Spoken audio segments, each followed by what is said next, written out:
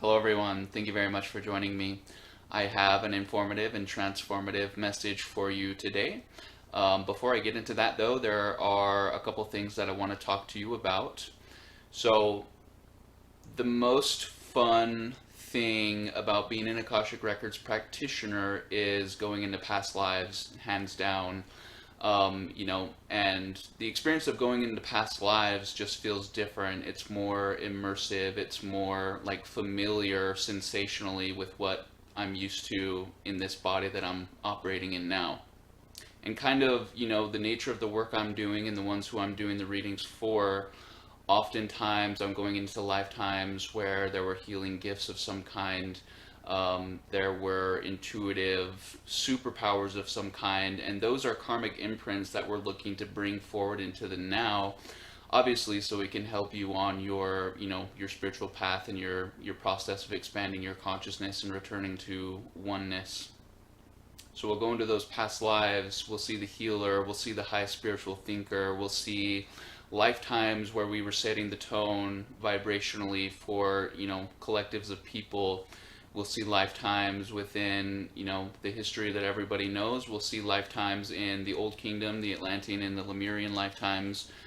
Across all timelines, there are very specific spiritual tools that are, common and effective and things that we've used very often whenever we've had the chance to.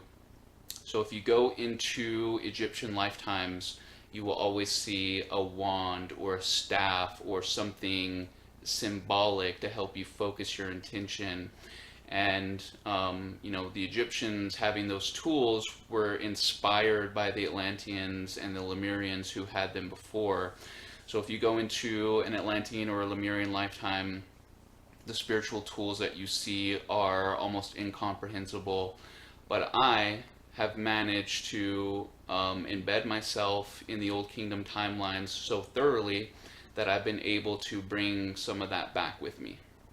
So I'm making a spiritual tool right now called the Light Helix that is going to incorporate the most powerful spiritual element that we see used, all throughout history, pre-flood, pre-catastrophe, everything in between. So look for that soon. So the messages today are very specific, but they're profound in that they're meant to help you level up. They're meant to help you enter the next phase, and they're meant to help you navigate the current energies very comfortably. So something you might have noticed on your spiritual path is that there are vibrational, behavioral, and kind of habitual standards that we work toward refining on this path. So let's say, you're an individual who's looking to ascend. You have maybe these things that you feel that you should let go of that will help with that process, but you can't seem to do it. So let's give a couple examples. Smoking, drinking, watching horror movies, listening to sad music. There are vices and crutches that we've acquired along the way to help us cope with this place. But sometimes those vices and those crutches are rooted in lower frequencies. So the objective for you going forward, whatever it is that remains within your field, whatever it is that you've not healed about yourself, whatever it is that you still turn to cope in this place, make sure that you own it. Make sure that you don't compound the lower frequencies by attacking yourself and beating yourself up for having, that luxury, that pleasure, that vice that you turn to. And with your intention, you can turn water into wine. You can turn nothing into something. If you consume, let's use cigarettes for an example.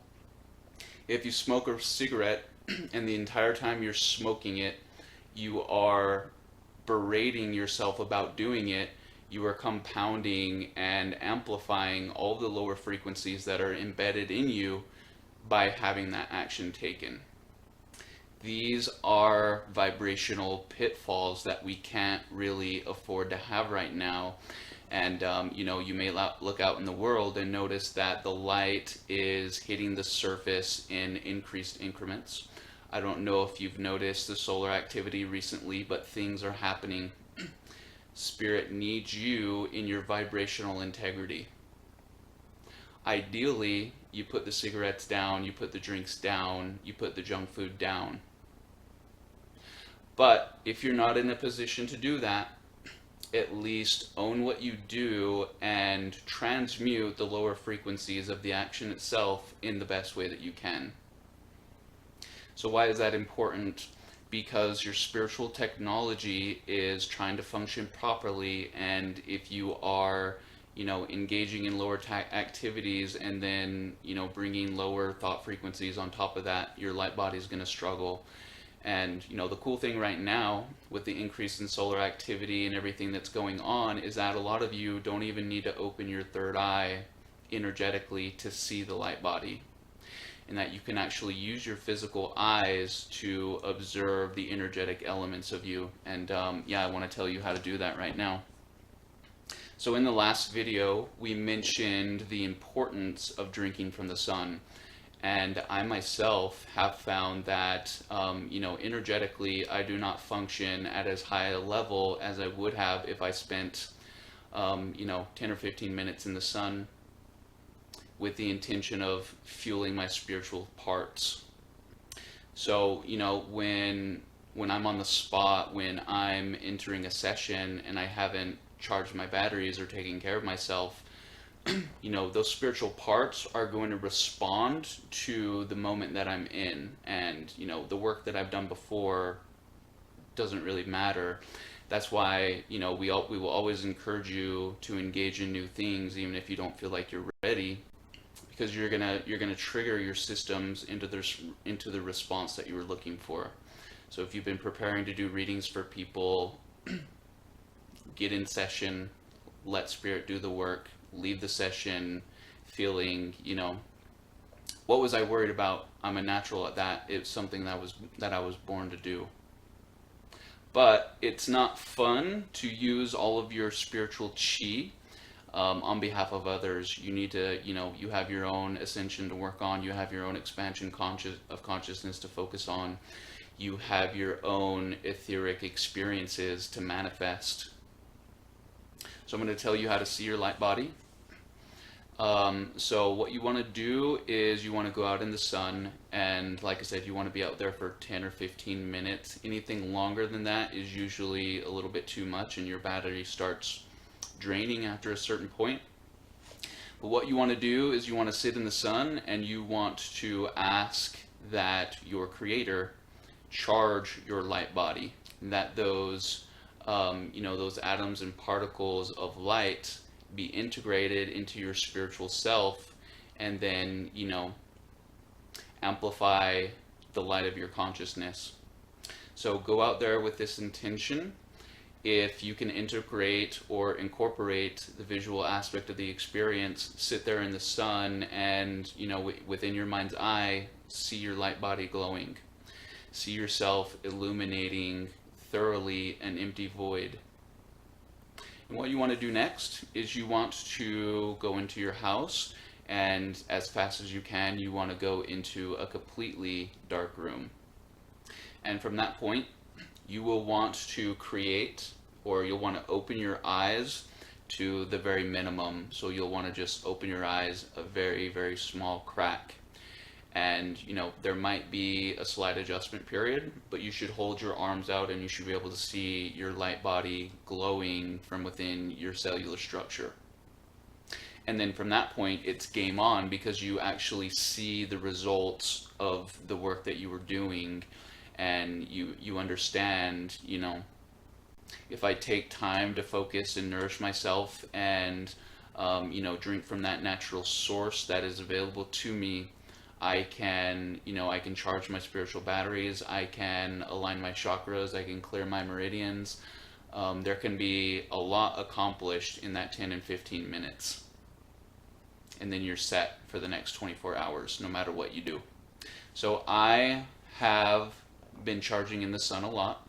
I've been developing a spiritual tool to help me in my sessions, and the result of that is accessing deeper, more meaningful, more informative, and more immersive layers of the Akash. And, the struggle with the Akash will always be about holding your focus within that space. If you've ever tried to meditate for any length of time, there's always a little bit of chatter that is looking to grab you and pull you out. But I have found a way to prevent that from happening. I have found a way to kind of reach that tipping point where you grab onto the space and you become fully immersed and like your senses engage in it. So I have a little pink rose quartz crystal that when I'm meditating I'll hold in my hand, and you can do this with anything, but basically I'm holding the quartz crystal in my hand, and within the Akashic records I'm also focusing and fixating on the object in my hand. So when I'm closing my eyes and I'm sitting in that void, I'm studying it. I'm noticing the texture, I'm noticing the temperature of it. I'm basically invested in studying the object, and that allows you to reach that moment in time where you suddenly become immersed, where the lines between dimensions blur, where everything comes into focus. So people will go into the Akash and they will expect really profound, transformative information that just blows them away and changes their life forever. There are those experiences there, and those experiences are available in abundance. Sometimes the thing that we need to do is just sit there without any expectations and let ourselves energetically and vibrationally stay there long enough to calibrate. So your energy systems come into alignment with the Akash. Your DNA starts to get triggered, you start to get revelations, you start to have a remembrance of what that tool is and how you've utilized it before.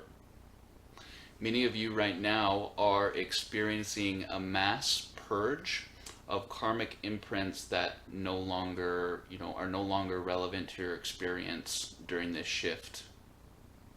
When you go into past lives, when you go into the Akashic records, there is an exchange that takes place every single time, whether you can perceive of the exchange or not.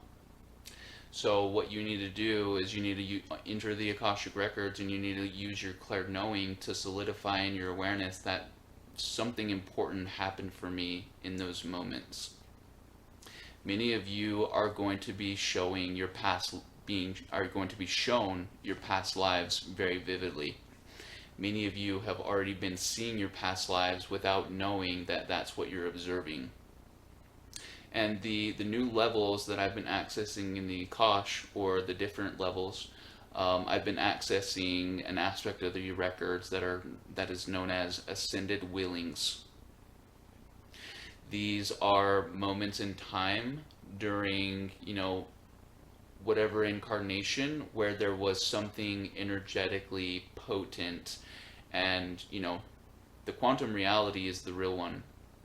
All of that energetic potency can be grabbed from where it originated and brought into your now to act as a resource to fuel your expansion. So when the advice is to find ways to hold your attention in the Akash, when the advice is to find ways to become immersed in that space, know that it is to amplify the exchange that is taking place. And that there's a reason that you've lived all those lives before.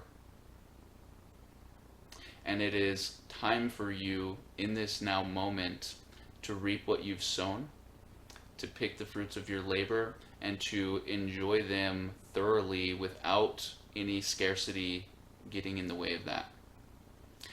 Anyway, thank you very much for watching, you guys. I will see you very soon. Thank you.